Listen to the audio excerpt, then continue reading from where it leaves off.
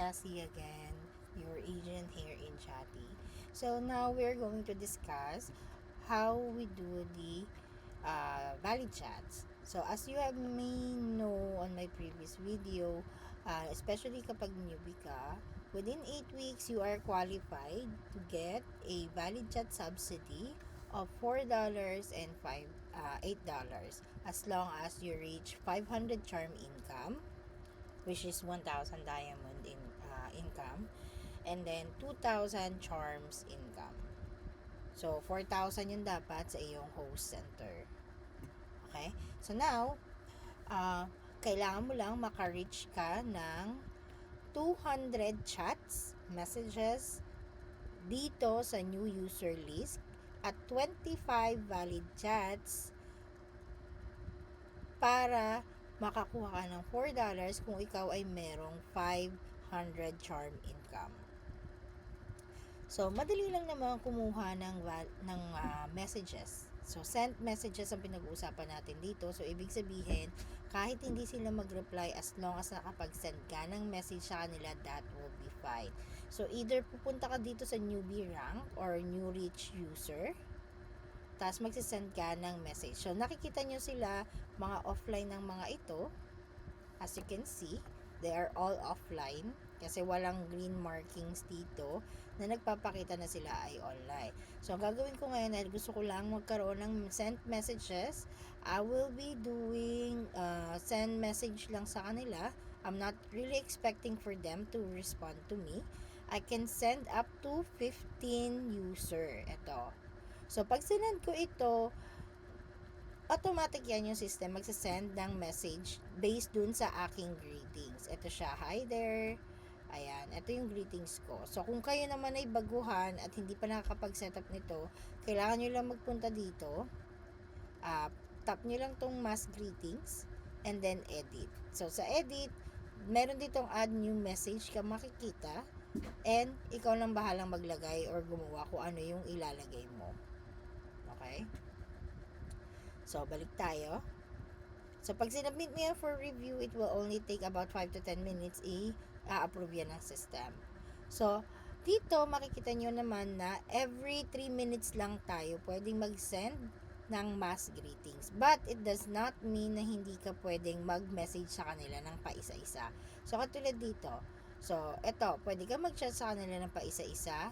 Pwede mong mag-create or i-optimize itong messages na to, quick messages. Kasi most of the time random ito. Pero kung gusto mo nang i-optimize, i-personalize siya, click lang yung edit at ito yung lalabas. So, up to 10 quick message ang pwede mong gamitin. So, again, pwedeng isa-isa or pwedeng mass greetings. Kapag nagamit mo na yung mass greetings mo within 3 minutes, pwede mo silang isa-isahin ng pagsasend ng message.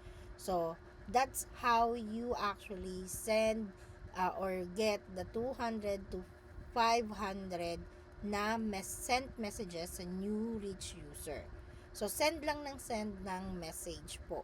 Every 3 minutes mag-send ka 15 person per 15 people or per 15 user per message mo or per mass greetings mo. So, kung sabihin mo na ang kailangan mo is 200, so, ilang beses ka kailangan mag-send? So, divide natin siya sa 15.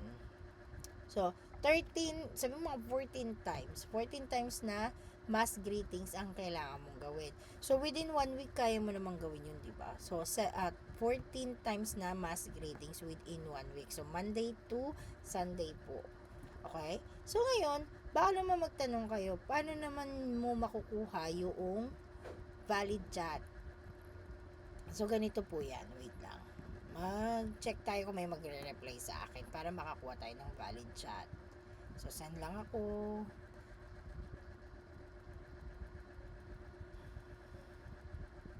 Yan. Ayan. Ito. Hindi pa pala pwede. 16 minutes pa. By the way, nakalimutan ko i-mention ito sa inyo. Kung sa newbie, within 8 weeks, pwede sila makakuha ng $4 saka $8 kapag may 500 charm income, 25 valid chat at 200 sent messages, and then 500 chat messages with 40 valid chats, at tapos meron kang 2,000 charm income, may $8 ka. Ngayon, kapag old host ka na, which is after 8 weeks, kailangan meron kang 4,000 and 10,000 na charm income.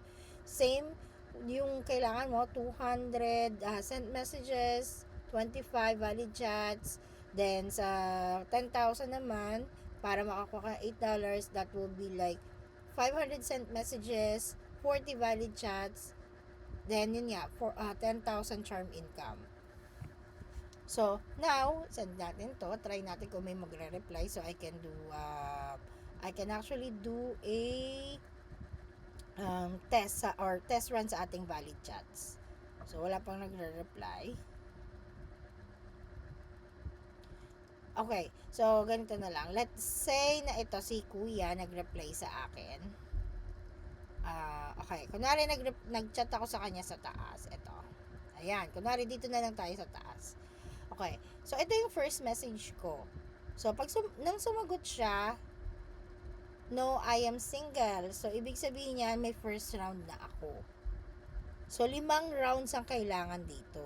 Guys, as you can see, hindi consistent na palitan yung message namin. So, ibig sabihin nun, sumasagot ako, tapos nagchat-chat pa ako ulit, bago ko makuha yung next answer niya. Having this said, or saying this, guys, ibig sabihin, kailangan may sagot siya lagi dun sa message mo para ma-count siya as round for your valid chat. So, 5 palitan ng message. So, nagtanong ka or nag-message ka, sumagot siya, nag-message ka, wala pang count yun for your second round, kailangan sumagot siya, which is second round na to. So, ito ulit, nag-message ulit ako sa kanya, and then, sumagot siya. Ganito lang yung palitan. As in, literal na palitan. Message mo, message niya, or pwede namang siya unang nag-message sa'yo, tapos ikaw yung susunod. So, 5 palitan na ganun para meron ka ng isang valid chat. Always remember, guys, na ang valid chat natin is for those who has a tag of newbie like this, and also for those who has a L level here. Ibig sabihin, mga nag-top up na ito at meron na silang napagbigyan ng first gift nila. So, level nila ito, VIP level nila. So, again, newbie lang na may ganitong tagging ang pwede nyong makuha na ng valid chat. Hindi naman sa pwede nyong i-chat. Sila lang yung pwede nyong makuha na ng valid chat. So, that's how we get the valid chat. So, I'm gonna discuss at another video yung ating pong paid option dito sa atin.